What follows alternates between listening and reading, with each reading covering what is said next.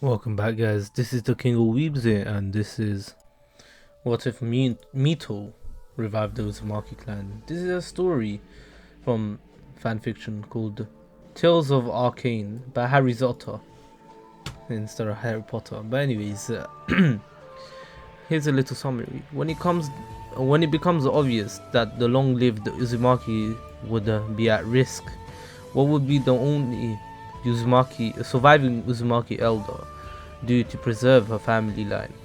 Join Naruto and Mito on a journey of reunions and farewells as Naruto scours the elemental lands, searching for something that long eluded himself. Begins after the Tsunade retrieval arc. This is a Fuinjutsu Naruto, Chakra Chain Naruto fanfiction, so it will be pretty good. And anyways, I hope you'll enjoy this video. It's a fanfiction about Naruto finding himself. And anyways, don't forget to like, share and subscribe. Go support the creator on fanfiction by going to the link description below and clicking on the link and just following the creator or anything like that. Anything to help the creator, go do so. Maybe comment, follow his story, follow him on fanfiction as well. And anyway, if you want to join the Discord server, a link will be in the description. And anyways, let's try to hit 100 likes for part 2. My ducklings, you're all dismissed. And peace. Also, just a little reminder, during this video there will be a little voice switch. I accidentally used the wrong voice at the beginning. I was using a US voice, but I regularly use a British voice because to me it sounds better with the AI voice, but you know, that's personal preference and maybe it might be a bit of bias. But anyways, sorry about that. So maybe like for the first 10-15 minutes it will be like that. But anyways, my ducklings, you're all dismissed, and let's get straight into this video. Chapter 1. The Scroll and the Stranger.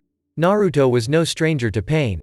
It had been his one companion throughout his life, from the blows he had suffered at the hands of the orphanage workers, to the constant abuse he suffered at Sakura-chan's hands. So why did it hurt so much when she ignored him for Sasuke once again, even though he had fought Sannin and almost died to bring Ba-chan to heal them? Naruto was walking down the streets of Konoha, his hands lazily tucked inside his voluminous jacket and his eyes slitted against the glare of the sun. A random passerby would never notice anything was bothering him, though, Naruto thought bitterly, nobody would notice even if he was suddenly missing an arm. Contrary to popular belief that Naruto was annoyingly cheerful, Naruto often sulked, if not outright brooded. What made him different from other career brooders was the simple fact that he never let anybody see him in the act. Today though, as he left the Konoha General Hospital, he found himself far too preoccupied to bother with what others saw of him. Sakura would probably never know how much heartache and introspection she had caused by the simple and by now almost instinctual act of ignoring Naruto. Trying to wrap his mind around the strange feelings of abandonment that had decided to plague him today, Naruto didn't pay any attention to his surroundings until he almost had a very intimate meeting with a tree. Sufficiently brought out of funk, he took notice of his surroundings, only to let out a bitter giggle. Of course his feet would come here, when he was thinking about the possible folly he had committed in even entering the ninja academy. This was where his journey had truly begun after all, where he had taken down the traitor Mizuki.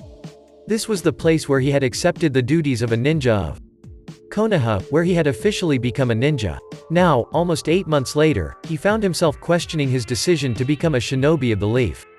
After all, the young him had wanted to become a ninja as a means of recognition, pining for the kind of acknowledgement that a ninja got in the Leaf Village. Well, he had had that notion quickly corrected.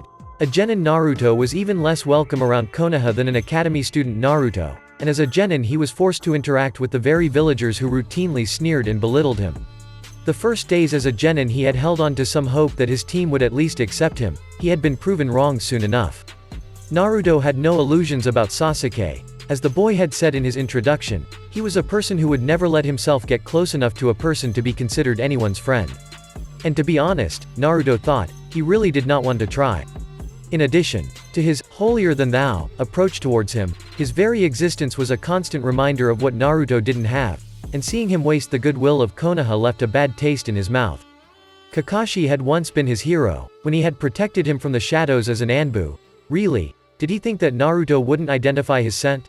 But ever since his appointment as sensei of Team 7 it had waned, along with the tolerance at his bad excuses. Naruto acknowledged that he may fundamentally be a good person, but he was a terrible teacher. But he would have let that go. After all, he wasn't the worst teacher he had. Mizuki came to mind, if not for the obvious favoritism to the resident broody Uchiha of the team. When he had pawned Naruto off to the awful poser called Ebisu, he had cracked the final bit of gratitude that had kept Naruto from grouping him with the others who belittled him. Naruto closed his eyes as he lay down on a horizontal branch that protruded from a nearby tree, and he sighed. By logical progression, the next person would be Sakura, but it hurt to think about her. Naruto still remembered the shy little girl that he had watched from a distance at the park, too afraid even then of rejection and ridicule to go and talk, but still longing to help her with the bullying she got from her classmates. Then he had not stepped in, afraid of the parents' reaction to seeing him with their children, but that guilt he had carried with him for a long time. That was what had led him to talk to her in the academy, and ask to be her friend in the only way he knew how, which was the way he had observed people become friends in the parks around Konoha. Of course, now he knew that what he had observed was a boy asking a girl to a date, but at the moment the only thing he had noticed was the way the girl's face lit up, and the hugs and affection the couple had shared. Being rather starved for attention, he had longed for that, so in a fit of recklessness he had charged in after the academy had finished, asking the pretty Sakura-chan to a date. He clearly remembered the ridicule that little outburst brought upon him, when Sakura used her ridicule of him as a stepping stone to enter into the elite group at the academy. After that, it had become a matter of pride to him. After all, if he could get the popular Sakura to be his friend, surely he would get accepted. Now, looking back at his reasons for chasing after her friendship, it felt so hollow, so baseless, so deceptive. But that was not a problem. In fact, it was almost a relief to finally be rid of that yoke tying him down. However, paradoxically, it was exactly this that bothered him the most. Haku's words in the forest kept reverberating in his mind. When a person has someone important to protect, that's when they can become truly strong. Now that the others in Team 7 were officially personae non grata to him, he found himself wondering what he had to tie himself down to Konoha. The old man was dead, and even before his death, Naruto had been unsure of his intentions, and rather leery of opening himself to him after the Kyuubi secret had been revealed. It hurt, wondering whether the only man who had been kind to him had done that with an ulterior motive in mind, but it was something he could not help pondering whenever he thought back to those early ramen runs. Surely the Hokage did not do that with all orphans? Excluding them, the only people he had any connection to were the Ichirakus, Iruka, and Konohamaru. All of them had ulterior motives for his acquaintance, with the old man pushing Iruka into socializing with him, the Ichirakus gaining a significant portion of their income via him, and Konohamaru's own pride. Still, they stuck with him, and for that he would be thankful. Naruto sighed. Introspection was tiring work, he thought as he absent-mindedly tapped the branch below him. An ominous crack echoed through the clearing, making Naruto look up in alarm. The place he was tapping on the branch had given way, revealing a layer of older bark that was lit up by a strange seal, arcane characters lit up in ominous crimson. A seal? What was a seal doing in an ordinary tree branch, and how in the world had it activated? Naruto instinctively jumped off the branch, half expecting the tree to explode in a burst of flames. However, as soon as his hand left the branch, the glowing seals dimmed, the light softly pulsing as opposed to glaring. Hastily searching for some explanation for the sudden unexplained activation, he suddenly noticed that the blood from when his fingernails had been driven into his palms was still coating his hands. Could the seal have been activated by his blood? No. That was impossible, he told himself as he approached the gently pulsing seal, now certain that it wouldn't explode. Instead he carefully crept near the strange seal, carefully analyzing it. Seals had always been a point of interest to Naruto. He seemed to have an instinctive understanding of the subject. In fact, he would probably have been at the top of the class in the sealing introductory class at the academy, if it hadn't been for Hoshi-sensei, who had hated his guts. Later on, he had looked them up whenever he could, until the old man had heard of his interests. How he knew Naruto would never know, and visited his apartment, making him promise to stop studying Fuinjutsu for reasons he wouldn't explain. Naruto had needed a whole week of all-you-can-eat ramen before he had agreed. Still, Naruto still occasionally dabbled in the study of the esoteric art, and therefore he could tell just by looking at the seal that it was a work of art. The seal's base matrix was somewhat unusual, being a helical base that was covered up using a spiral design concealment cipher.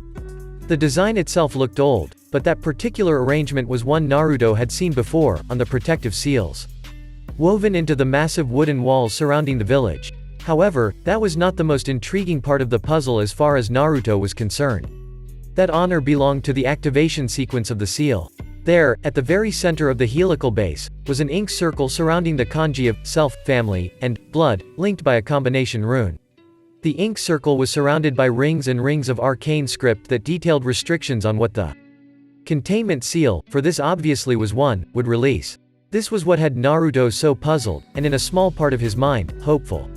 That this sealing structure was on the barrier meant that it has been around for some time, but it hadn't even been mentioned in passing in any of the beginner sealer scripts that he had stolen. That meant that it was probably a clan style, but with the activation sequence only allowing a blood relative of the sealer to activate the seal. Naruto looked at the glowing seal with an increasing sense of wonder. All the evidence pointed to one conclusion.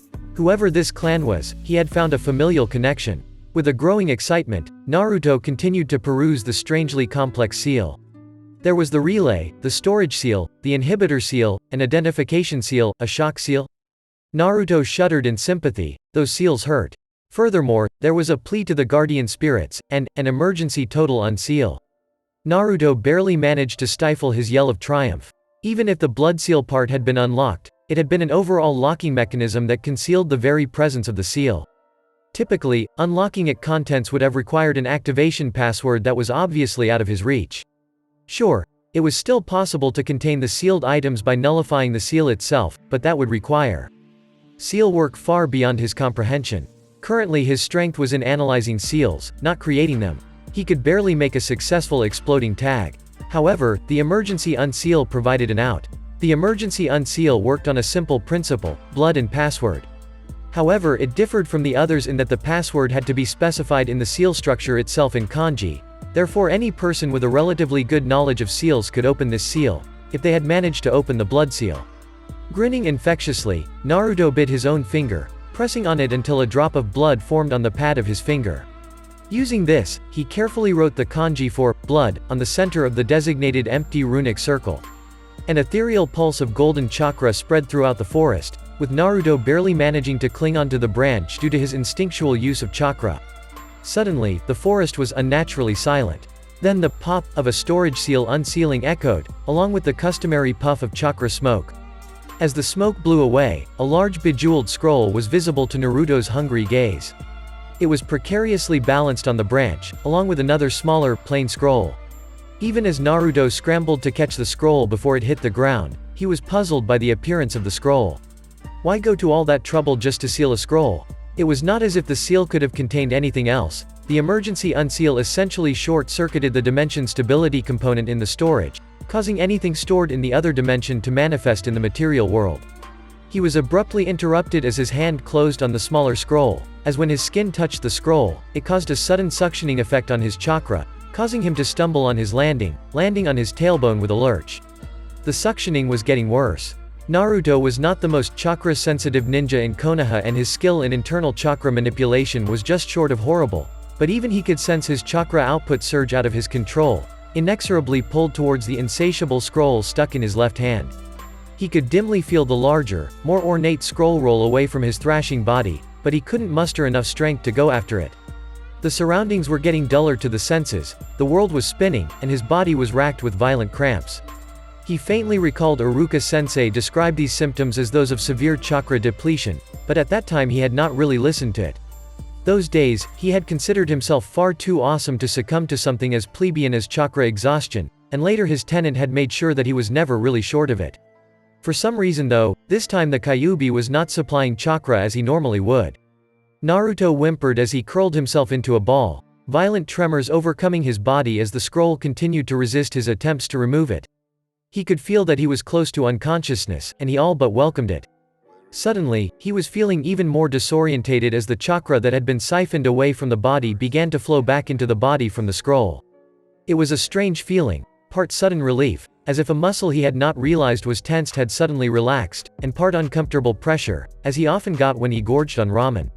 The scroll was still firmly stuck to his hand, and the flow of chakra was not showing signs of lessening. When he took a closer look at the small scroll, Naruto's eyes widened in disbelief at the sight. The once plain red-capped scroll was crawling in minute golden symbols, kanji and katakana mixed with several types of ancient hieroglyphs that Naruto had only seen in passing. And they were moving, replicating, morphing in a perpetually shifting pattern that baffled the eye. That was just not possible. Naruto may have not been the most dedicated scholar, but he took sealing seriously. And according to what he had learned, the very principles of the art dictated that it was simply impossible to form a self-updating array. Just what was this scroll? The worst part was, now that he could think again, he realized that it was inadvisable to remove the scroll until whatever it did was complete. Otherwise, seeing as it was directly connected to his chakra network, it might damage his chakra coils enough to render them incapable of molding chakra, and that was possibly the last thing he wanted to do. His muscles protested his attempts to get up, and he rolled over onto his back in disgust, holding the hand stuck to the scroll in front of him. He could see the large scroll caught in the underbrush, and the setting sun through the canopy of the treetops.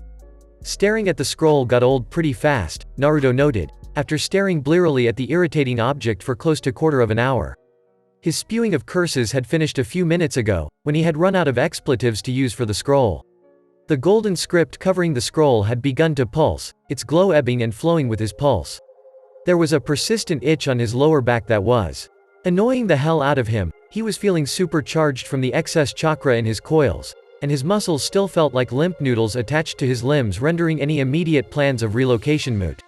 With a terrified scream, Naruto instinctively thrust his hands forward, the chains following the motion as 4 large chains with sharpened hooks for ends speared into the form of the ethereal woman. As they passed harmlessly through the figure, Naruto could feel his chakra getting sapped again. What are you? He managed to stutter, before his body gave up on him and he collapsed in a heap, out cold. Chapter 2. Mito of the Uzumaki clan. Naruto woke up to the sound of birdsong. Slowly opening his crusted eyes, he got up from his uncomfortable position on the ground. He paused to make a face in disgust. Soil did not taste good, especially in the morning before he could brush his teeth. He would know, he had checked. Now what had he done this time to sleep in the woods?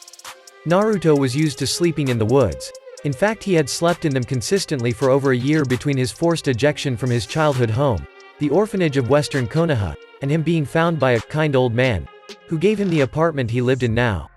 He still slept in the woods from time to time, when the pressures of living with people who hated him got to him, or when he wanted to cause some destruction in order to let out his feelings cathartically without doing something drastic like punching Sasuke's smug face in.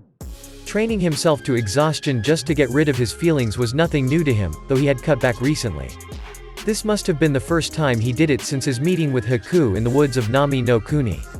Idly looking at the sky, he found that it was exceptionally early. It was only 6 a.m. Kakashi-sensei did not come to the training grounds till well past 11, which left him with almost 5 hours till the team met. In a way, he was glad. He was not eager to meet his team right now with the wound of his rejection still fresh. Looking around the clearing for any stray kunai he may have used. Throwing kunai were an incredible way to relieve stress. He found an odd sight, a bejeweled scroll cap peeking from the underbrush. That triggered his memory of what had happened here. In a flash, he was pulling the scroll out of the bushes, holding it almost reverently between his hands as he examined it. It was real. It was something that was entirely his, something belonging to his family. With trembling hands, he reached to pry it open. "I wouldn't do that if I were you." Naruto turned around in surprise, coming face to face with the speaker, who was pale, translucent, dressed in an ornate pure white long-sleeved kimono and looked like a noblewoman. Not that Naruto was particularly concentrating on that. He was firmly rooted in the translucent part of the observation. GG Ghost. In a motion that looked inherently strange in an incorporeal being, the wraith winced, putting translucent hands in front of translucent torso in the universal instinctive warding gesture. Naruto was having real trouble getting over the translucent part.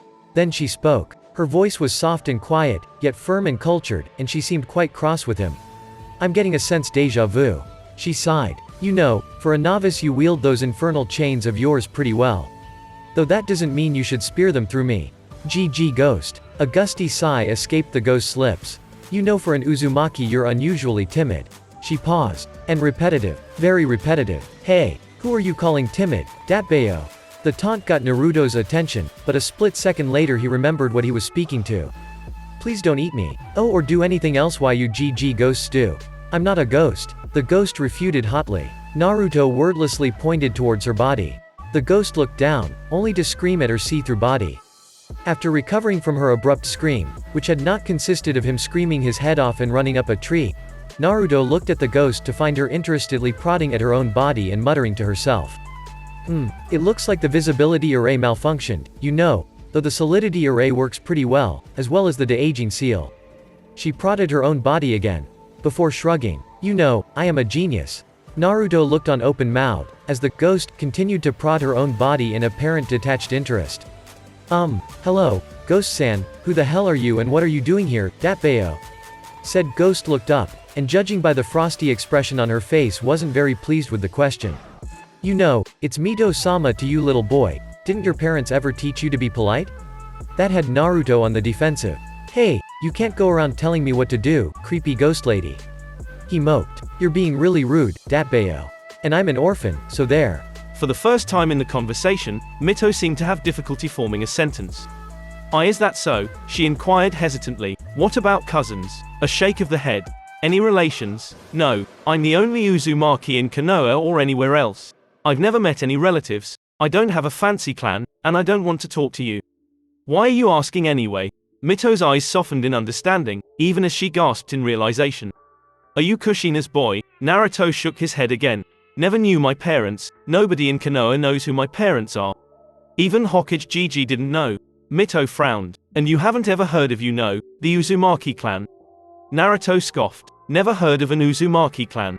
What are you trying to say, anyway? That I'm from some sort of fancy clan? Yeah right, that'll be the day. Ghost lady, Konoha doesn't treat people of clans like they do me. Mito's eyes widened with realization. You dropped the creepy part, you know. It's nice to know I'm only, ghost lady, now. Mito observed with a slight smile, even as her eyes smoldered with anger at the realization of what had happened. Anyway, she continued casually, you wouldn't happen to be a Jinchuriki, would you? Naruto choked on his breath. What? Why would you even ask that? His voice rose an octave in his attempt to deflect the question, and Naruto cursed his voice under his breath. Why did his voice have to start cracking now, of all times? Mito looked at him sternly, and Naruto tried not to quail under her stare. You know, for a shinobi your lying skills are notoriously poor. Your eyes wander, your hands twist together and you shuffle your feet. As Naruto hurriedly tried to fix the points mentioned, Mito soldiered on. And as for your question, when I lived in Konoha there was another Uzumaki living here, and she was also a Jinchuriki. You know, only an Uzumaki can successfully hold the Kyuubi. Naruto interrupted her, looking at her with sparkling eyes. Really? Who was she? Do I know about her? Oh, wait, he deflated, I checked the shinobi records, there have been no Uzumaki living in Konoha from its start. Naruto narrowed his eyes at Mito. Are you lying to me? Instead of a startled reaction as Naruto half expected, Mito flew into a rage. Erase my records. Oh, this time that old monkey went too far. She stood rooted on her spot, before abruptly turning towards Naruto. Little Sarutobi is still the Hokage, right? Old man died a few weeks back, Orochimaru killed him. Naruto stated flatly. However much he had had doubts of the old man, they had still been very close. The fifth is Senju Tsunade. Little Su, that's just wonderful, I've got to see her. Naruto stared at her disbelievingly. Little Su, he repeated hollowly, she'll probably smash me through the wall if I called her that, literally. Just who are you and exactly how old are you, ghost lady? Mito started guiltily, she had completely forgotten to introduce herself. Sorry about that, she said sheepishly, I am Senju, née Uzumaki Mito, wife of Hashirama Senju, daughter heiress of the Uzumaki clan, and mistress of the sealing arts. And if you're who I think you are, then I'm your great-great-grandmother. Nice to meet you. Naruto flapped his jaw futilely for a moment. That's real nice, ghost lady, he mumbled weakly. I think I'll take a nap now. With that, Naruto fell backwards in a dead faint. You know, you should get that looked into.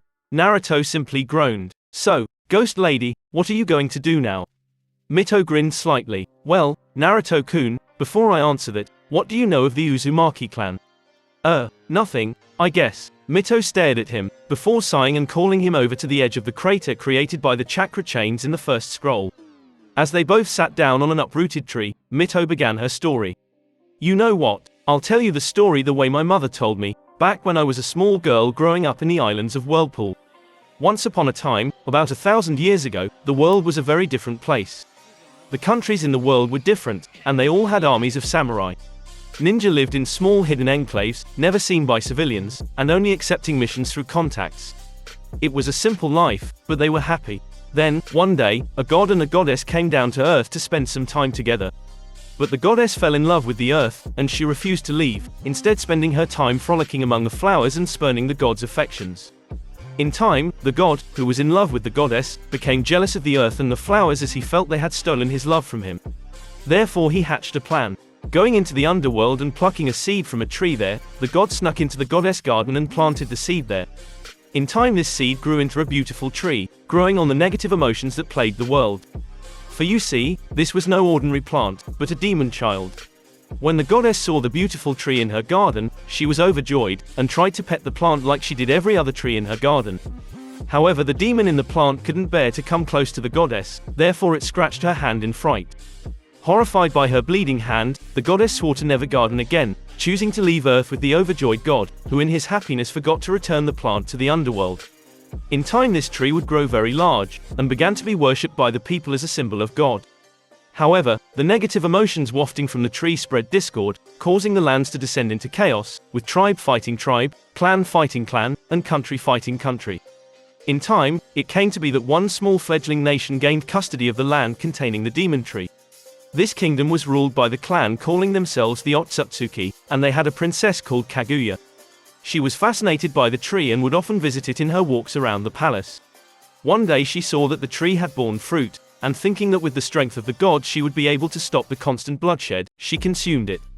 The fruit deformed her, and in despair she fled her country.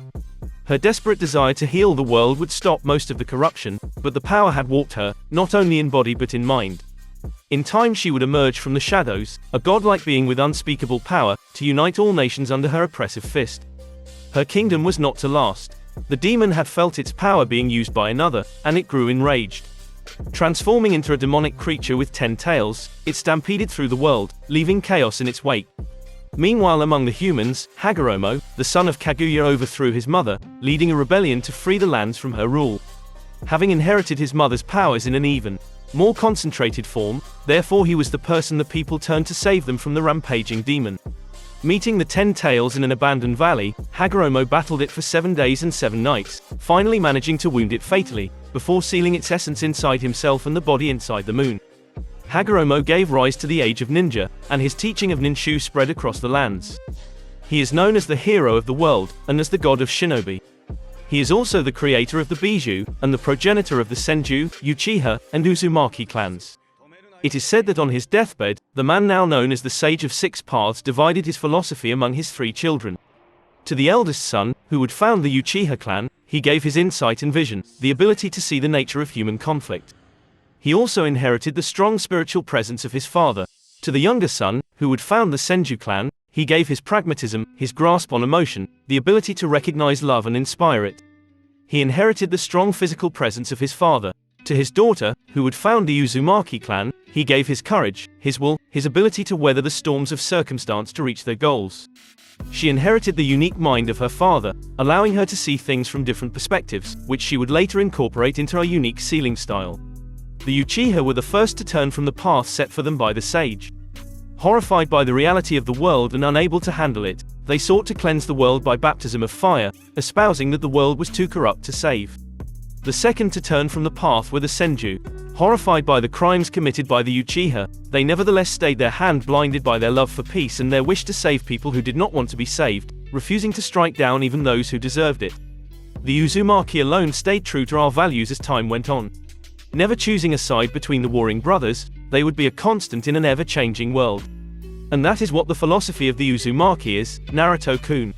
What do you mean? An Uzumaki endures, an Uzumaki survives, an Uzumaki does not compromise their values, and an Uzumaki always keeps his eyes on the objective. Mito's lips twitched in a slight grin. That is why we were so feared, you know, Naruto-kun. Because a true Uzumaki was the ultimate shinobi. You know, it took 3 elemental nations and their entire armies to bring Uzushiogakure, the home of the Uzumaki, down in the First Shinobi War. My brother, Uzumaki Shin, was the clan head at that time. Took the entire force of Iwa's boulder unit to bring him down, and he still didn't go without taking the entire lot with him, you know. Naruto listened to Mito ramble on about the Uzumaki clan with a small content smile on his face. Listening to the stories of his kin brought to him a strange sort of relief, like an ache that he had carried in his heart for a long time had healed. Maybe he was losing his mind, talking to a ghost, and he might wake up tomorrow with a lump on his head to find that he had been hallucinating, but right now, he wouldn't give this moment up for the world. Chapter 3, Red Thread of Fate, or Not. Naruto yawned tiredly when Mito finally paused in her recital of life in the Uzumaki clan. Ghost lady, it's getting a bit late, isn't it? I should probably go back. Some people get a little fidgety when I'm not around for some time. It was true. Anbu still got shivers down their collective spines when they thought of the Great Itching Powder incident. It was quite normal for them to deploy additional squads to locate the Uzumaki when no Anbu personnel had sighted him for more than 24 hours. Mito got an immensely guilty look on her face, and though she was quick to mask it, Naruto, who had trained himself to read others' emotions towards him, especially after the Mizuki incident, caught it. With a hidden core of rising panic, Naruto turned to Mito. Ghost lady, why did you flinch? Mito wet her lips a bit nervously. How to tell you this? Naruto-kun, the scroll that summoned me, it had 2 seals inscribed. 2 seals. You told me that the scroll simply used my chakra to power an array that materialized your conscience stored inside the scroll into a physical form. Mito flinched again, though she had not told that outright, she had implied it, preferring to leave this for later. After all, breaching the subject of altering the genetic makeup of a person without their consent was a delicate proposition. That is true, Naruto-kun, but not the whole truth. She gulped. You know, I created this scroll so that an heir of the Uzumaki legacy would find themselves attracted to the scroll. By then I was around 80 years old. She smirked at Naruto's slack jaw, and there was no direct lineage to the Uzumaki clan. The only other was Kushina, who I suspect is your mother, and she was smitten with a boy from a small local clan and planned to take his name, leaving the Uzumaki clan extinct. She sighed. I think she wanted to forget. The Uzumaki had sent her away to be Kyuubi's next Jinchuriki just before they were, she choked over the word, destroyed. She didn't have a very amicable split with her family, and next thing she knew her family was dead. Poor girl. Sighing to herself again, Mito resumed her narration. Anyway, I knew that I couldn't allow it, so I left this scroll. A potential heir would find the scroll due to the slight attraction their chakra had to the scroll, and upon touching it, the scroll would begin a purification process. A purification process? Naruto asked quietly, a hint of anger lacing his words. Yes, a purification process. It would purify your Uzumaki traits, alter your genetic markers, bring out the latent Uzumaki Kekkei Genkai, she gestured at Naruto, and basically turn you into a full-blooded Uzumaki. What do you mean, turn you into a full-blooded Uzumaki?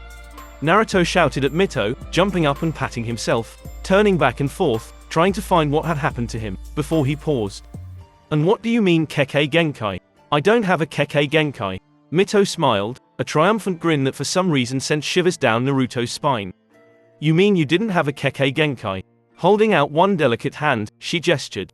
Observe. From her translucent hand, a wraith-like oriental dragon slowly peeked out, curling gently around her hand. All Uzumaki have a Kekkei Genkai called chakra expression. We are naturals at form manipulation of chakra, and we can naturally express certain structures of raw chakra which are unique to each individual Uzumaki. As you can see, my expression is dragons. You, if I remember from yesterday, expressed spiked chains. Same as your mother, and my brother, who was your great-great-grandfather. Naruto listened in wonder, forgetting about the chakra purification for the time being. He had a Kekkei Genkai.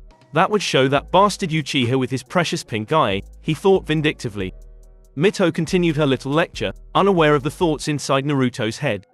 Each expression has a specific specialty. Mine, dragons, are naturally attuned towards offense and genjutsu. I had a cousin who expressed ropes, and they were naturally attuned towards obstruction and genjutsu. Yours I believe to be attuned towards barriers and fuinjutsu, which makes it one of the most coveted expressions in the clan. Then, showing a sliver of a nervous smile, she soldiered on. So, for all that, I hope you don't mind that you have paler skin and red hair. All blood drained from Naruto's face, which given his recently acquired fair skin tone meant that he looked almost yellow. I have red hair. Why would you do that? Oh my gosh, I have red hair. As Naruto forcefully tugged at his hair, trying to see its color as he rapidly descended into a panic attack, Mito smiled to herself. That was the Uzumaki hot temper, which was a highly exaggerated state of panic and chaos that did not last long. she would have been more worried if Naruto had become quiet, closed off and polite.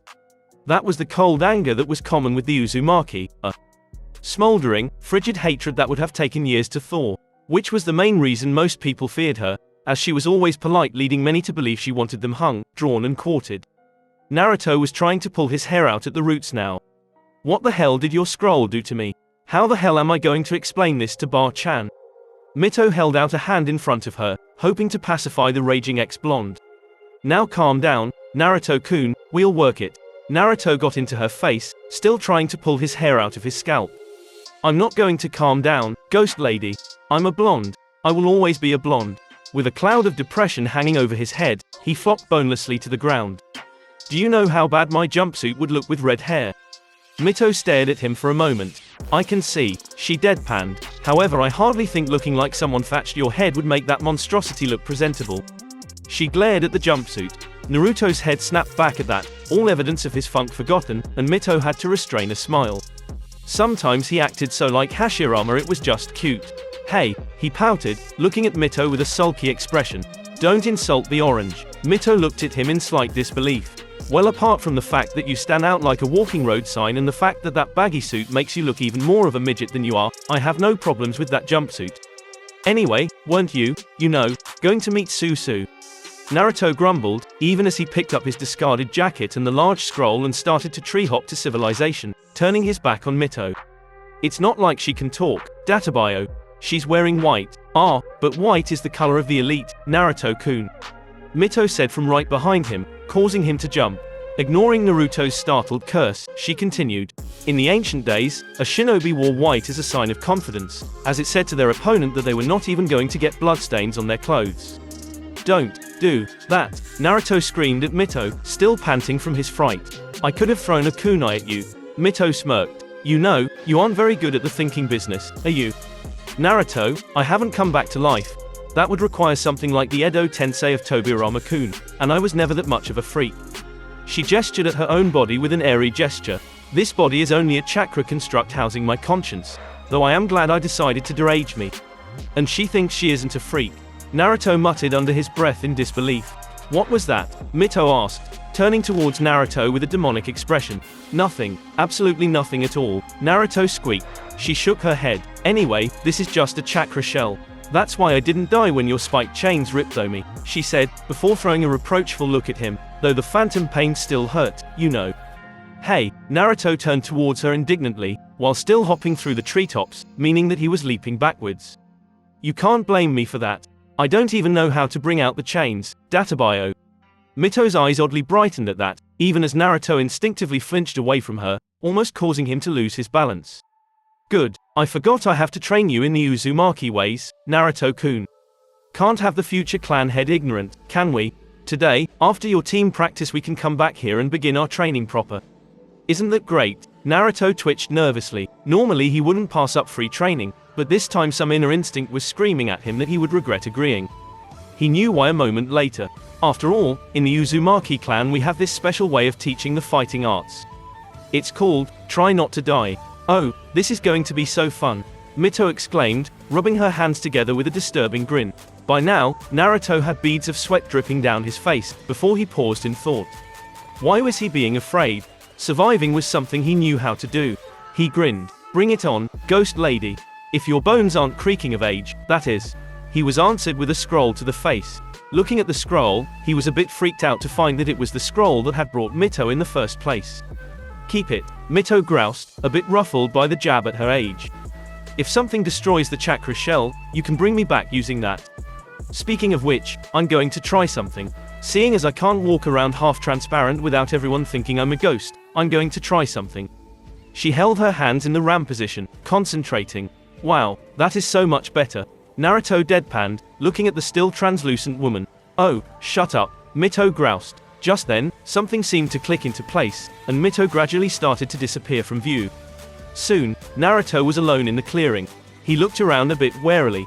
Hello, ghost lady. Yes, Naruto-kun. A voice whispered in his ear. Naruto bit back a scream. Don't do that. Turning towards the voice, Naruto came face to face with nothing. Naruto stared for a moment before gentle giggling issued from in front of him. Blinking, Naruto reached out in front of him, his hand coming to rest on something solid and soft. Then a tremendous punch met his face, and he tumbled into the ground from the tree branches. A shout followed him, "Pervert!" ellipsis. Naruto bounded into the Hokage tower looking rather nauseated, an annoyed Mito invisibly ghosting behind him. Naruto was grumbling while nursing a rather considerable bruise on his cheek. "How was I supposed to know where you were? If you didn't want that to happen, you shouldn't have turned invisible in the first place." "Crazy women," a scowling Mito hissed in his ear. "Naruto-san, the guards are watching you." The tower guards looked at each other over his head as he waved to them as he entered the building, as he appeared to talk to himself. One of the Anbu twitched his wrist in an undulating motion. How many targets? Of course, Anbu sign language being the combat-oriented language it was, they could not exactly convey what they needed to ask, but it worked well enough in non-combat roles to get the point across. The Anbu on the other side looked spooked. He was a censor, and he had noticed a change in the orange-wearing team's chakra signature, but there had been only one presence crossing his post. So who had he been talking to? 1. Anomaly in target. Inconclusive. Orders. The Anbu captain's gaze immediately fixed itself on a nearby wall. A moment later a part of the wooden wall protruded outwards, gaining color as it did so. The man that emerged from the wall, who was wearing a tiger Anbu mask, immediately shunshined to the captain's position. He leant over, whispering into the captain's ear. "Sir, Tora, what is the presence of the demon's chakra?" "Completely vanished, sir. It's like it isn't even there." The Anbu captain stared at the Makuten user, a befuddled expression on his face. "Explain." "Sir, the seal leaks some of QB's chakra at all times, but it was missing just now. It's as if the boy was not a Jinchuriki." The Anbu captain started. In a flash he signaled the censor, who was still staring after the blonde Jinchuriki. "Signs of genjutsu or any chakra use?" "None." He stared at Tora, who stared back. If they initiated a detainment sequence, word would get out about the capture from the office Nin, and it would possibly set Naruto back a few years in his attempt to gain the recognition of the populace. It had been only their involvement that had kept lynch mobs from forming a few years back. On the other hand, if it was a hanged assassin, "I don't get paid enough for this," he groused, ready to issue the order, regardless of consequences, when an argument wafted down to them. "Are you drinking again, you old hag? Shut up, you brat." Crash. Never mind. Not even an assassin was stupid enough to insult Tsunade of the Sannin to her face, not to mention that if one of her punches did not disrupt a genjutsu, nothing would. Muscles noticeably relaxed, he ordered the Anbu back to their posts.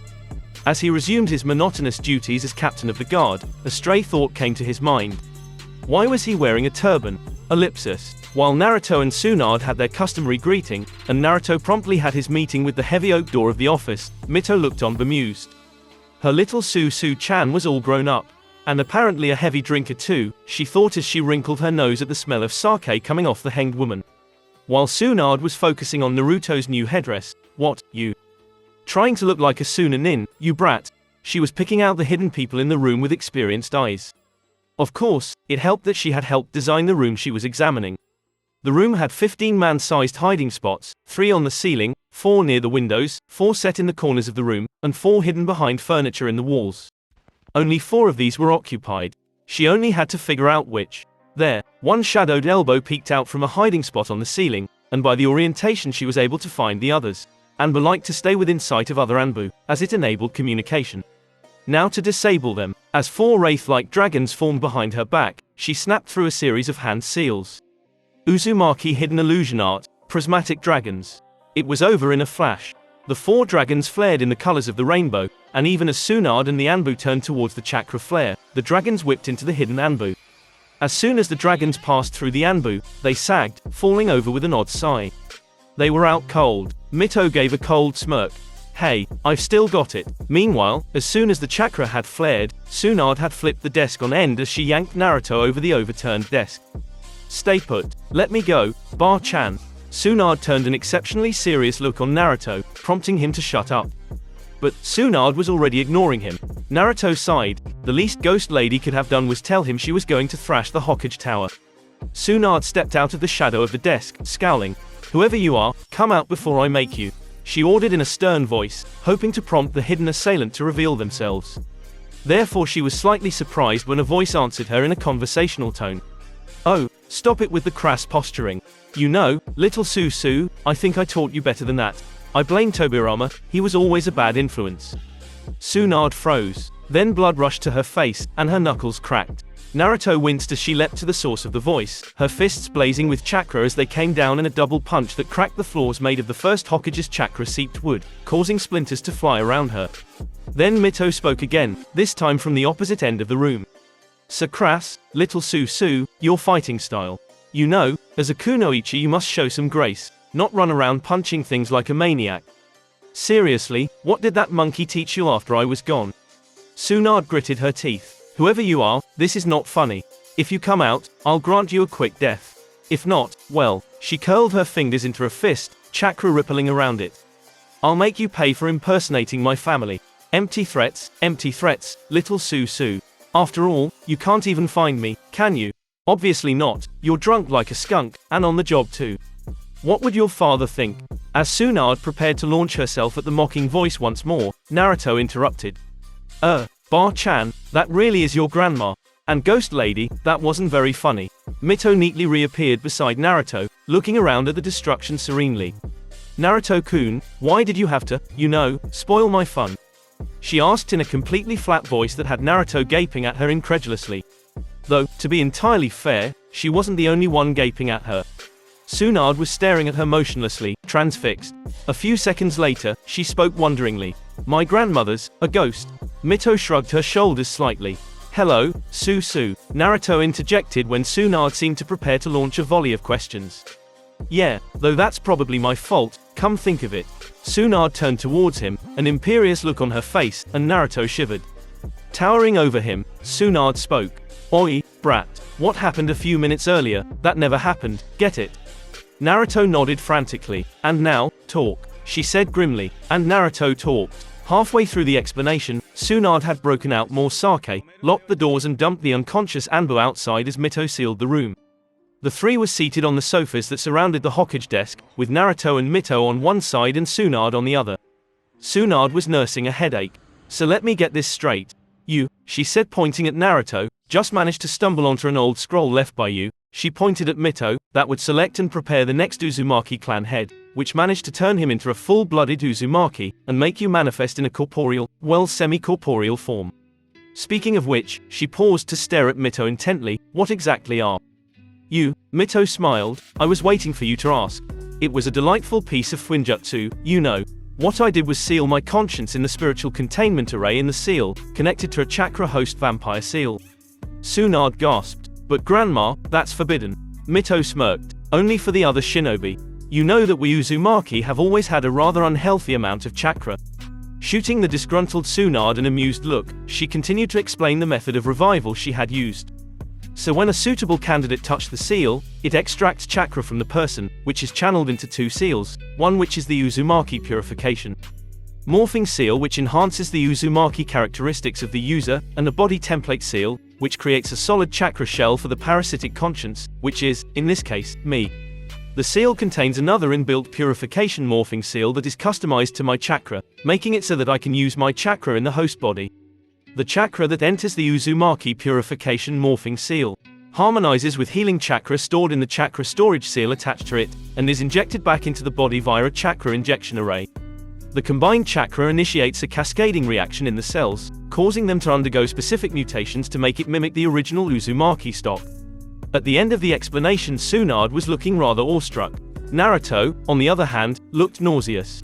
"Don't say mutated. Why would you even do that? Anyway," Mito didn't even look fazed. "So you would look like an Uzumaki, of course. We can't have an Uzumaki clan head that doesn't look like an Uzumaki, can we?" At Naruto's outraged expression, Mito cracked. "Sorry, you're just too easy to tease. Really, your body has to contain the proper template for it to produce Uzumaki chakra of your own. What you expressed at the end was the chakra converted by the scroll. By now your body's producing its own." Naruto's retort was cut off by the sound of laughter. Turning towards the sound, Naruto saw Tsunade laughing her guts out. "Ha, ha, so that's why you're wearing a turban." Slipping from her seat, she was in front of Naruto in an instant, prying fingers reaching for the headdress. "Come on brat, let's see that nice shiny red hair of yours." Naruto scowled, squirming to get away from Tsunade, who was now petting his hair, marveling its newly acquired silkiness. Mito smiled. It was good to see them play. Naruto slowly dragged himself to training ground number 7, obviously rather hesitant about meeting his team. he had ditched the turban at the Hokage Tower. Mito ghosted behind him with an obviously worried expression. The reason for this was the subject of their discussion. So that's why I've been feeling a little less, well, full lately. Well, Naruto-kun, as a chakra construct, I'm like a summoned creature, you know.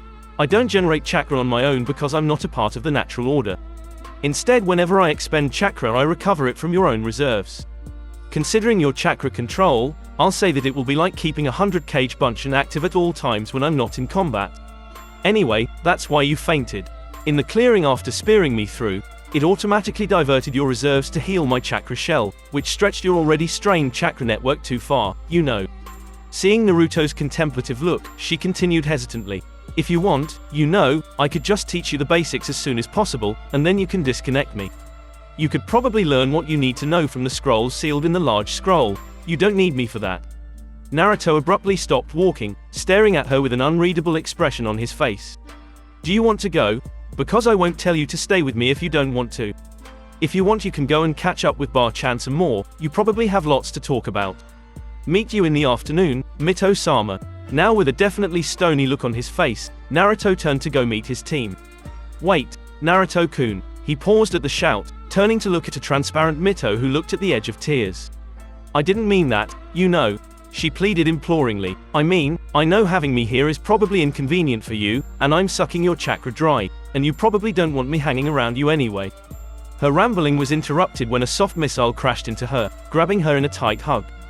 His face pressed into the crook of her neck as he held on tightly, as Mito's form darkened in a blush. I've never had family before, and I'm not letting you just leave, ghost lady. He whispered in a gruff voice as he squeezed her further into his embrace. It's like you told me. Uzumaki never leave anyone behind. So give it up already, you aren't getting rid of me that easy. Mito held the shaking teen to her, stunned. Had what she had just said been misconstrued as a rejection? For such a brash personality, he was turning out to be very vulnerable. Was this what Konoha had done to him? She instinctively found herself staring into the Hokage monument in the distance. Hashirama-kun, what have they done to your dream? Bending slightly, she looped her own hands around him, whispering in his ear. Naruto-kun. Naruto stiffened as her breath hit his ear. You're never going to be alone, ever again. The child merely burrowed further into her embrace. For the first time in her life since the destruction of Uzashigakure, she began to have uncharitable thoughts about Konoha. How could a village do this to one of their own, especially over a burden forced on him at birth? How could they have the nerve to do this to an Uzumaki, when they still wore a bloodied spiral in penance? A child so young, so alone. With a slight shiver, she realized that she was partially to blame. Kyuubi was something she had introduced to Konoha, after all. In a way, Naruto was her legacy, even more than the Uzumaki heritage. She then thought of Kushina, that small girl who had asked her if she could really hold Kyuubi's rage within her. Su had given her details of Kushina's death and the Kyuubi attack after their visit. Apparently, even as Hokage, she needed to adjust Naruto's security clearance before she was allowed to tell him. Thinking back to the visage of the teary-eyed girl, she found herself wondering. Kushina-chan, what would you have done if you saw this? Looking down at the shaking boy, she found herself burying her own face in his silky crimson hair. Never alone, she repeated, not if I can help it, I promise. And she intended to keep her promise. She just wasn't quite sure if she was promising it to Naruto or to herself. The wooden bridge near the number 7 training ground was peaceful. A gentle breeze was flowing through the trees, the small stream gently wove through the rocks, and a simpering pink-haired Kunoichi was eye-raping her disgruntled crush. A normal meeting for the dysfunctional Genin Team 7. Said Kunoichi was, as earlier stated, sporting bright pink hair. Her Hitai Ite used to tie up her hair. She was wearing a red dress with a marking depicting a white circle on her back. Her crush, on the other hand, sported a high-collared blue shirt paired with a pair of white shorts. He was also sporting raven hair that stuck out at the back, a pair of swirling half-developed Sharingan, and his customary frown. So far the day had gone to routine. Sakura had come early, waited for her beloved Sasuke to come, then squealed out a greeting. The Avenger had responded with the ever-expressive HN, after which he proceeded to sit in his customary brooding pose while Sakura pasted googly eyes in his direction. Now that the two main actors had come onto the stage, at least according to Sakura's mind, it was time for the supporting cast. Of the two remaining missing people, the first to arrive would be a blonde in a horrendous jumpsuit, who would proceed to greet Sakura, get insulted in return, then insult Sasuke only to get beaten up by Sakura. This would culminate in one Genin holding his head and whining, one brooding, and the last alternately hissing at the first and fawning over the second until their extremely tardy sensei would arrive in the wake of a bad excuse. Only today, something was different. It had already been an hour since Sasuke had arrived, but there was no sign of the blonde knucklehead. Not that Sakura minded it at all. Not having him around meant that she had more time to watch Sasuke-kun. Not that she wasn't going to hit the idiot when he finally showed his face, though. She frowned. He was probably getting late on purpose because of Sasuke, she thought, looking at the genius in question who was staring into the distance, glaring even more than was usual for him. He had only been released from the hospital yesterday, and this meeting had been called to reacquaint them with team tactics, at least that was Kakashi-sensei had said when she had asked. Speaking of which, where were they? Kakashi-sensei she wouldn't expect for another hour, but Naruto, a deep frown on her face, and equipped with tightened fist, she waited for her teammate to arrive. And she waited, and waited, and waited some more. Almost all of the allocated hour had passed before she spied a figure strolling along the footpath leading to the bridge. The person was apparently holding a very engaging conversation, judging by the earnest hand gestures he made, but to her confusion she couldn't see who he was conversing with. Then, to her confusion, the figure suddenly spun around before apparently trying to hug air. There is someone invisible, Sasuke's monotonous voice cut into Sakura's thoughts. I can see its chakra, but the Sharingan can't see through whatever genjutsu they're using. The boy had straightened from his slouch, crimson Sharingan glaring in the direction of the intruders. There was a look of immense frustration on his face. He obviously did not like the fact that something could be hidden from his Sharingan. After the rather strange-looking hug, the figure waved at the invisible figure before slowly shambling towards them, his hands casually stuck inside the pockets of his orange jumpsuit. Naruto, with a war cry, Sakura leapt towards her absentee teammate. She fully expected to meet Naruto's skull, which she would proceed to drive to the ground. Which was why she was surprised when her fist instead met a steady forearm, bringing her charge to an abrupt halt. She looked up, meeting Naruto's face to berate him for daring to be almost late for the team meeting. Only to do a double take. Naruto, at her bewildered tone, Sasuke looked up in apparent interest. You look even stupider with that hair, Doby. He sneered, which caused Sakura to smirk herself. Yeah, Naruto Barker, you look even more stupid than you were earlier. Naruto could feel his blood pumping in his ears as he fought to control his blind rage. He had gone into the meeting hoping for an amicable split, however it was evident it was not to be. He found that strangely, he did not mind. Somewhere in his realignment of priorities something had changed his perspective as far as his team was concerned. Before they were friends that had scorned him, subject of his anger, and a cause of disappointment to him. Now they were, in his eyes, a group that had taken advantage of his emotional dependence on him to use him as a convenient outlet for their frustrations. The very thought brought a white-hot haze to his thoughts. If there was thing he absolutely hated, it was being used as a scapegoat. His thoughts were clearer than before, his mind slipping into that sharp equilibrium, that strange calm that he had only achieved in the middle of battle, when fighting for his life. Now, as far as he was concerned, they were the outside, the enemy. And even if his combat skills may have been lacking, Naruto knew how to fight. He had been doing that since he was born. And right now, he had to hurt them verbally enough so that one of them initiated a physical bout. His chakra was beating a tattoo against his body, eager to form chains that he knew instinctively that he could form. Naruto ignored Sakura's comments as he stared into Sasuke's eyes, which shifted to Sharingan in challenge. At the sight of the Dujutsu, his chakra surged in frenzy, yearning to break through the surface in sudden murderous intent. He then smirked derisively. I'll ask for your opinion when you can defeat your brother, team. Sasuke went into a murderous rage, as he yelled and dove at Naruto, a snarl on his lips and a kunai in his hand, only to get pulled back by his collar as a hand clamped down on it. The man to whom the hand belonged was tall, with a shock of silver hair that leaned to his left. It was encircled by a slanted Hitai that covered his left eye, and he was wearing a flak jacket, and the official Konoha Junin uniform. Hitaki Kakashi had arrived. Let go. Sasuke-kun, calm down. Now Naruto, that was a little excessive, was it not? He said mildly, not looking up from his ever-present Icha. Naruto stiffened, before shrugging dismissively. He started it. Why you, Sasuke? Kakashi barked out. Sasuke subsided, still glowering at an unrepentant Naruto. Sakura was still shell-shocked at the exchange that had taken place, but at hearing Sasuke's yell she gathered herself. Don't talk to Sasuke-kun like that, Naruto Barker. With a yell, she attempted to hammer Naruto to the ground, only to be stopped again when Naruto sidestepped it. As Sakura stumbled, off balance, she was steadied by a hand on her wrist, before it was jerked backwards, making her spin around to come face to face with a livid Naruto.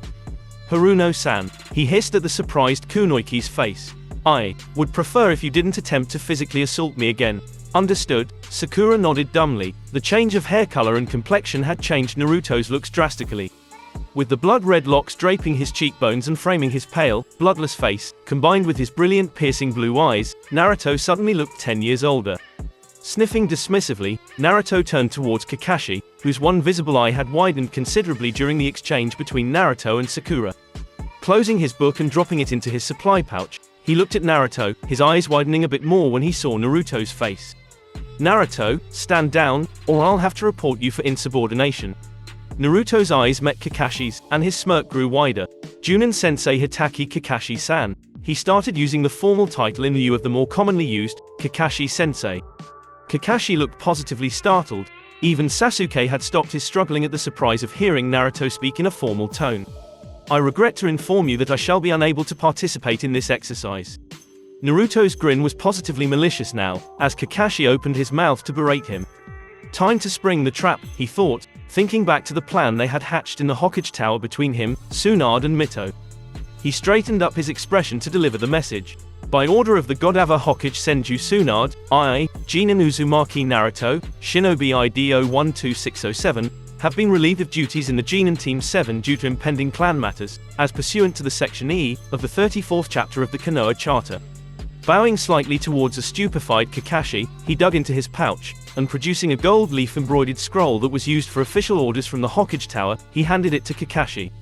Absent-mindedly opening the scroll, Kakashi asked, "Clan matters?" Sasuke scoffed, interrupting the conversation. "You, clan, however much you lie, you're still a clanless loser." Turning to Kakashi, he added, "Come on, Kakashi." Naruto scowled when he noticed Kakashi ignore the insult. "Throw away that scroll and let's get a mission over with. I need to train. Besides, the Dobi probably found the scroll in the trash." "Shut up, Uchiha. Don't infest the air of the others with your vile tongue." Naruto was about to continue, when he was interrupted by Sakura, who spoke in a wondering tone. Section E of the 34th chapter. But that's the premature inauguration of Clan Head Clause, of the Clan Extinction Act.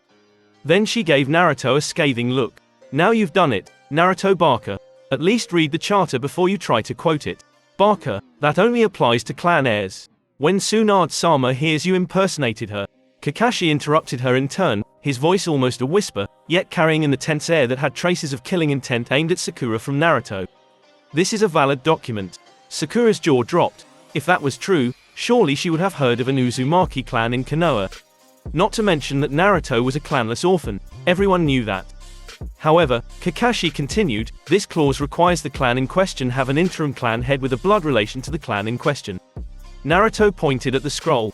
"It's signed by Bar-chan. She's of Uzumaki stock, 2 generations removed, via her grandmother Uzumaki Mito, who became Senju Mito, wife of the Shodava." "Cool, ain't it?" Kakashi was looking annoyed and rather taken aback, while Sasuke was frowning fiercely and Sakura looked totally lost. Sasuke's expression, however, was the one that Naruto savored the most, since Bar-chan had told him of the cause. Apparently the lack of non-Uchiha containing Uchiha blood owing to the rather fanatic pruning done by the clan meant that Sasuke himself could not ascend to the title of clan head without the abdication of Uchiha Itachi, who even with his missing nin status still was the recognized clan heir. "I think this is done. Bar-chan wants you to report to her office to discuss replacements." He turned to walk away. "By the way, Kakashi-sensei," he paused at the edge of the clearing, "my father would have been ashamed at the way you treated me after all he's done for you." His last view of the remnants of Team 7 before he disappeared into the forest were of Sakura and Sasuke staring at him with a mixture of confusion and anger, while Kakashi simply stared at him, his one eye wide open in shock. Ellipsis. Naruto walked into his apartment, completely exhausted. Entering through the window, he proceeded to stumble towards the battered couch before he sank into it with a groan. He barely stirred when a voice floated from his kitchen. "Tough day." He merely gave a groan in answer. "Su said she'll come over tonight." He grunted, only for a spatula to fly into his face from the open kitchen door. It was followed by a faux angry voice. "Don't grunt like an Uchiha. Leave me be, ghost lady." "Now that won't do, you know," said a figure framing the kitchen door, holding a ladle. "Get your sorry carcass out here and eat." Naruto groaned again, before ducking suddenly as a ladle flew past where his head would have been. Raising his head warily over the backrest, he saw one of the more bizarre sights he had seen in his life as a resident of a ninja village.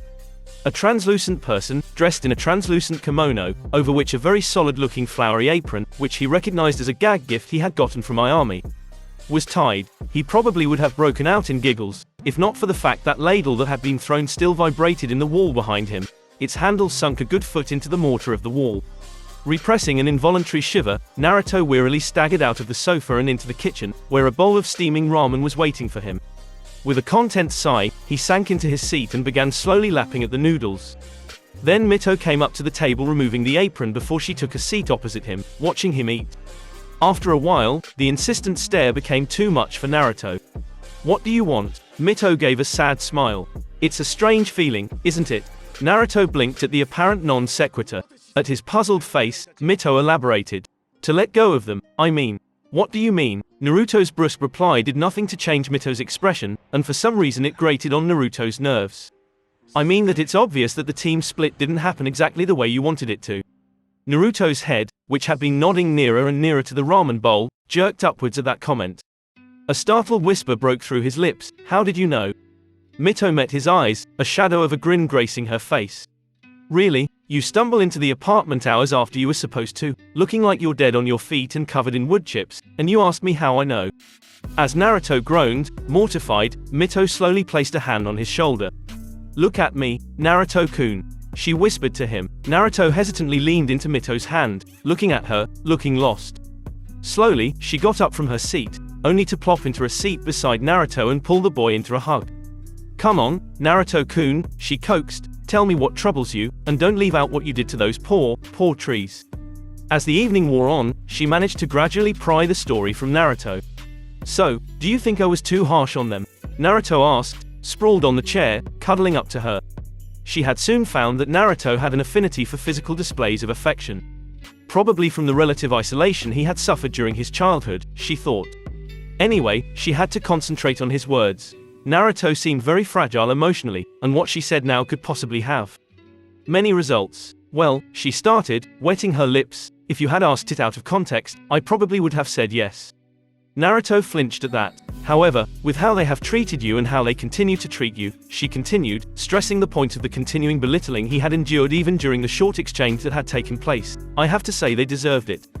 Giving Naruto a fond smile, she got up from her seat. "Come along, Naruto-kun, as much fun as it was to rail at those fools, you don't want to be late." "Huh," she had to conceal a smile at that.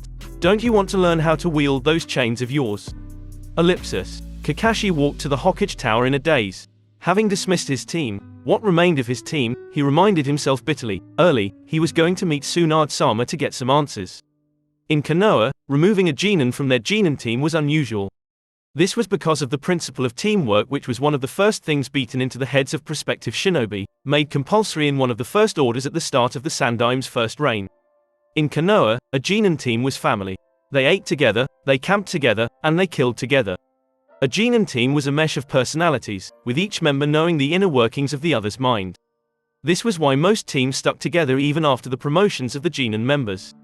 This was also why it was considered almost heresy to even consider removing a genin from a genin team.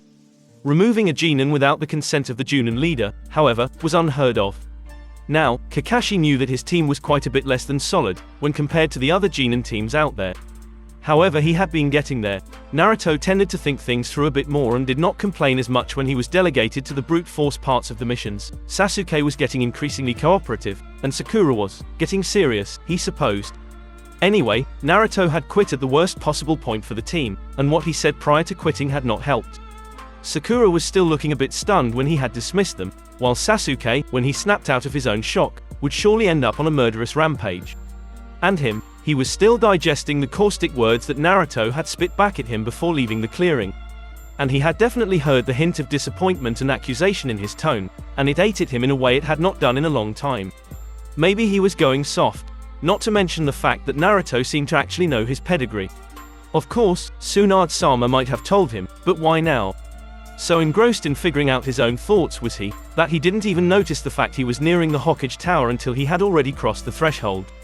So he was a bit surprised when he was hurriedly ushered into the Hokage office, past a crew of Chunin and what looked like Makuten no Tenzo. Entering the office found Kakashi hurriedly stripped of his daydreaming. The office was a mess, with several parts of the wooden office looking newly grown. There were uncleared wood chips scattered around the floor, and an annoyed, completely sober Hokage trying to stare a hole through his head. Already this was not how he had envisioned the meeting going. Kakashi quailed uneasily as Tsunade's stare did not let up. Tsunade-sama, maybe I can come back later. Slowly, oh so slowly, Tsunade's stony face faded into a predatory smirk that looked petrifying on the kunoichi. Kakashi slowly edged backwards. Ah, there you are, Kakashi-san. You're early for once. How unexpected. Kakashi giggled nervously. The road of life had a shortcut. Tsunade sighed. Sit down, Kakashi-san. We need to talk about your team. Kakashi took the seat absently brushing off debris, before he started talking. Excuse me Tsunade-sama, but don't you think that Naruto's removal from Team 7 is rather sudden? Of course it is, but that was intended. Tsunade said, steepling her fingers in front of her as she leaned forward on her desk. Somehow, that slight movement seemed almost threatening. It gives those old fogies on the council less reason to try to persuade me to change my mind, and, she shot Kakashi an indecipherable look, it gets him away from an abusive team, as soon as possible. Quote ? As Kakashi half rose from his seat in protest, Tsunade snapped at him. All of you were abusive to him, and don't you dare try to deny it. Letting out a calming breath, she continued picking apart the sensei of Team 7. Let me ask you a simple question, Kakashi-san. You've had Naruto in the team for almost 7 months. What exactly have you taught him? Kakashi stuttered at the blunt question. I taught him chakra control exercises, and teamwork exercises, and… Tsunade talked over his stuttering, cutting him off. Any actual techniques? Well no, but his basics were too bad for him to learn. Not mentioning the fact that he learned an A-rank jutsu, the Rasengan, within a week. Impossible, he doesn't have the chakra control. I should have known you wouldn't even know. What about taijutsu? His bases are all off balance, he overextends on every other punch, and his technique is so bad that most of his blows have most of their power leached off by the time they make contact.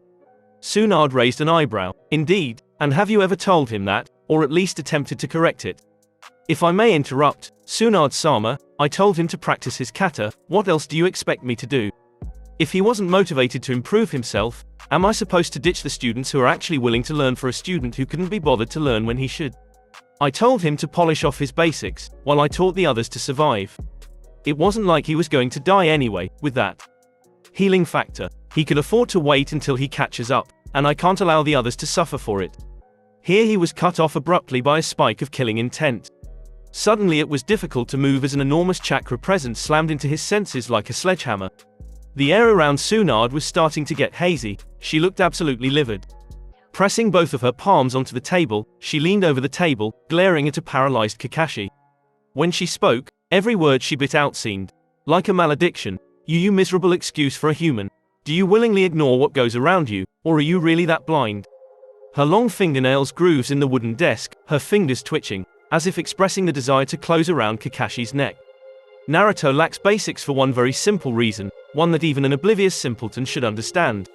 Tell me Kakashi-san, did you really think your sensei's son, the Kyuubi Jinchuriki, would not be subject to sabotage, when you yourself were a part of his guard patrols once? Seeing Kakashi start, Tsunade scoffed. Do you know how I knew that? Naruto told me that. He recognized you from the scent the first time you called a team meeting. I imagine you didn't even know that he had enhanced senses, did you? Taking his silence as the answer, she continued, imagine when he found out that the man that had rescued him from an assassination when he was 5 could turn out to be just as judgmental and narrow-minded as the rest of them. It took him a long time to stop believing in you, you know. Every time you rejected him for that clearly unbalanced Uchiha, he just came back, thinking that it would be different the next time. He's just stubborn that way, I suppose, but you know what happens when stubborn people lose hope. They break. And understand this, Kakashi-san, I will not let him break. She left her seat, pacing around the office. Kakashi didn't even dare to breath. The killing intent had not faded at all. Let me make this very clear, Kakashi-san, she enunciated, clearly trying to keep hold of her temper, I think of Naruto as a grandson, and by blood relation, I can declare it so. I came back to this place that seems to have taken a collective dump on my grandfather's dreams since I left, because of him. A leaderless Konoha is not being invaded by Iwa right now because of him, and the rebuilding of the damaged sectors are going so fast because of Wave Country's support, which we have because of him, as is the fact that this place is not covered in sand right now by a rampaging Jinchuriki. That is, of course, not considering the fact that he is the heir to a clan that sacrificed themselves for this place, and the personal sacrifice both he and his parents have made to Konoha. She scoffed, leaning in front of Kakashi's chair to get in his face. And the fact that the ungrateful bastards that call this place home, including those that the family entrusted with his protection, all shun him, disgusts me. I don't know how he doesn't hate this place yet. I certainly would, if I had lived his life. However, seeing as he doesn't just want to get out of this dump, I can't remove him from it, however much I would like to. I'm not Sarutobi-sensei, Kakashi-san. I'm not old, and I have not grown tired.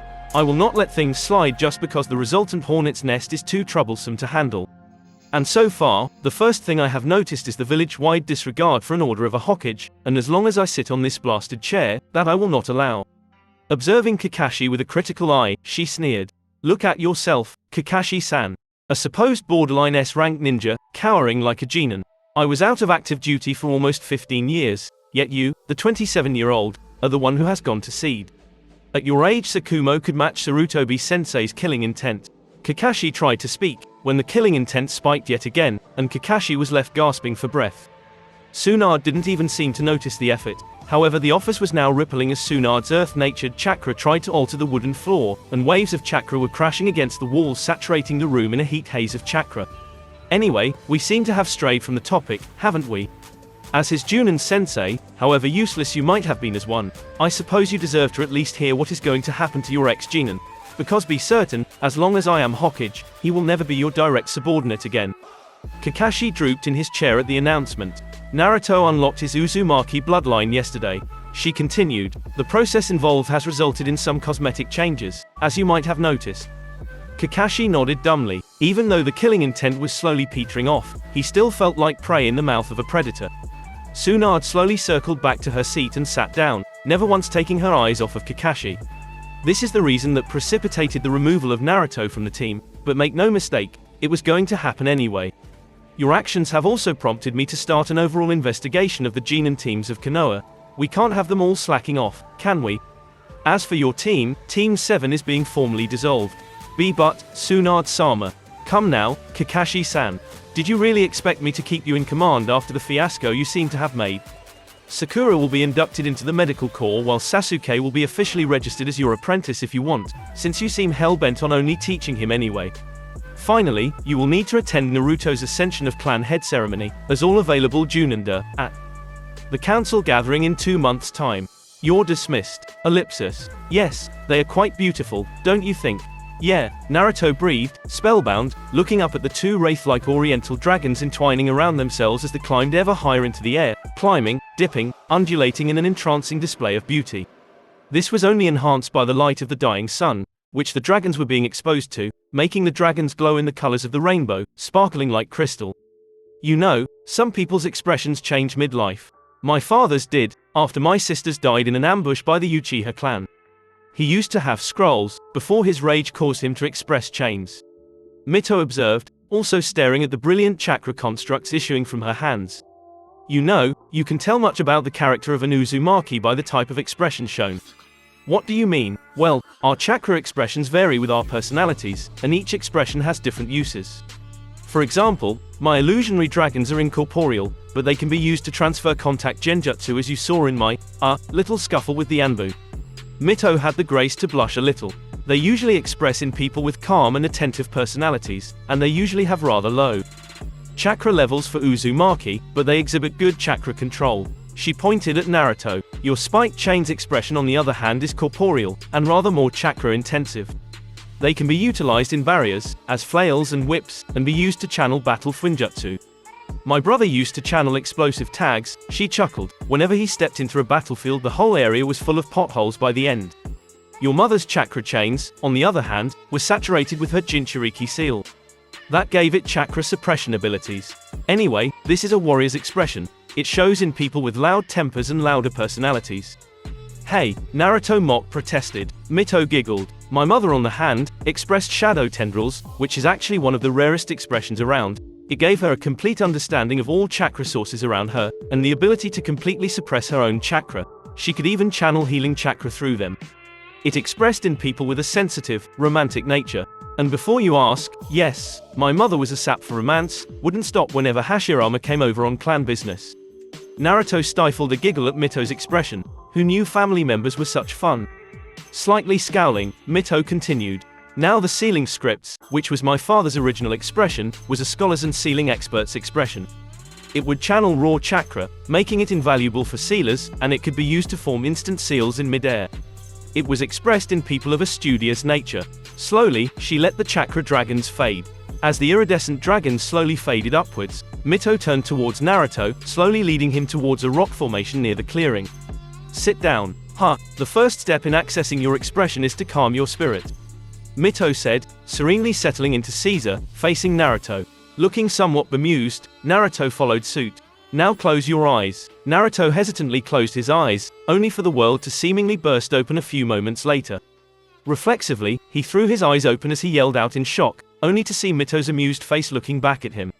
What was that? He asked hesitantly. Your first experience in being a true Uzumaki. Mito stated, elaborating when Naruto stared at her. The Uzumaki are a clan that shares a close bond with chakra, much more than other ninja. And people, especially ninja, do not like being deprived of their sight. Therefore, when a shinobi meditates, they begin to gain a slight sense of their surroundings from chakra sensing. It is simply much more acute in an Uzumaki. When Naruto regained his posture, Mito spoke again. We'll have to adapt to chakra sensing later. For now, keep your eyes open, and slowly, try to match your breath with your heartbeat. Come on, short breaths, continuously. Lub, dub, inhale, lub, dub, exhale, inhale, exhale. Slowly, he could feel his body relax, his muscles uncoiling, and in the background he began to feel a rhythmic pulsing, which was strangely out of beat. Mito's hypnotic voice washed over him. Can you feel another pulsing? Yes, he whispered back, afraid to disrupt this moment. It felt somehow important that he not break this calm. Good, that is your chakra. Now, slowly, coerce that pulse to match your body's beat. Start giving it a steady push, pull. And so he slowly began teasing the pulse, slowing it down, speeding it up, until its beat matched his heartbeat and his breathing. Ghost lady, I did it. He said, his own voice sounding strange to his ears. Good, now, while concentrating on balancing the beats, tell me about the fight in the invasion. You know, the one you said Gaara tried to kill you in. As Naruto described his fight, he found that strangely his emotions didn't seem to be expressed. It was as if there was an abyss separating him from the outside world, and it was widening. When he was getting to the parts where the action had been thickened, his voice began to get drowned, buried under the surging blood pounding through his veins, his quickening breath and the roar of chakra. As it rushed in his coils, his surroundings began to get replaced, and suddenly he was back in the clearing in the forest, with a huge clawed hand made of sand was descending towards him. He was frozen, his chakra rushing past his ears. Then, with a feeling like a sudden vacuum, he felt as if his body was extending, and then his body was cocooned in a cage of 3 crisscrossed spiked chains that were glowing a bright gold. Well done, Naruto-kun. Mito's voice cut through Naruto's panic. The world cleared, and he found himself sitting in Caesar, with his chakra chain still forming a cage around him. There was only one difference. Mito was sitting in front of him, one chakra dragon sprouting from her extended hand to bury into his chest. His eyes widened in realization. You put me in a genjutsu. Mito gave him a toothy grin that looked extremely out of place on her face. If it works, you know, she said nonchalantly. Naruto stared at her unrepentant face incredulously, before the humor of the situation sank in, along with the exhilaration of truly bringing his Kekkei Genkai out. Then a giggle escaped his lips, then a guffaw, before laughter was ringing across the secluded grounds. Mito looked at Naruto, who was now leaning back on his hands, laughing as the 3 spiked chains were wagging behind him, mimicking golden tails. Slowly getting up, she held out a hand for Naruto. Come along, Naruto-kun. How about I teach you the first exercise we had to do to control the chains, back in UZU? Mito proposed, as Naruto took the proffered hand, still giggling, with his chains hovering around him. And what would that be? Mito gave a cheeky grin. It's called the chain waltz. Want to learn how to make your chains dance? Naruto bowed playfully. Lead the way, madam. Ellipsis. Night had fallen, and 4 figures were crouched on the treetops. Shall we? A rough male voice inquired impatiently. Yeah, what the fuck are you waiting for, shithead? A female voice hissed. Quiet, a soft male voice declared. We do not appear until Sasuke-sama is alone. That was Orochimaru-sama's orders. Just then, a rustling sound was heard as a tall ninja with a headband over one eye strolled out of the house under watch, before Shun shining away. Seiken smiled, the black tattoo of the curse mark racing down his torso. Sound 4, move out. Anyway, I hope you all enjoyed it. Sorry for the little voice switch up in the start of the video, but anyway, hope you still enjoyed this what if fanfiction. Please go support the creator, join the Discord server, link in the description below, and don't forget to like, share and subscribe. We're trying to hit 26,000 subscribers by the end of March, which is right now. Today is the 1st of March. It's currently at 2:12:07, and soon enough I will be going, and I might be going on a break from March 20th onwards for 2 weeks maybe, because I have mock exams for A-levels. Yes, I have mocks and I'm already doing A-levels. I can't believe it, this journey has been quite long. Started in year 9 and during lockdown, and now I'm doing year 12 mocks. But anyways, who cares? Anyway, I might take a break, or maybe I might just record a batch of 14-15 videos so I could just upload them at a certain time of a day or of the day on those days. But anyways, my darklings, you're all dismissed. Please stay safe. Don't forget to like, share and subscribe, and peace.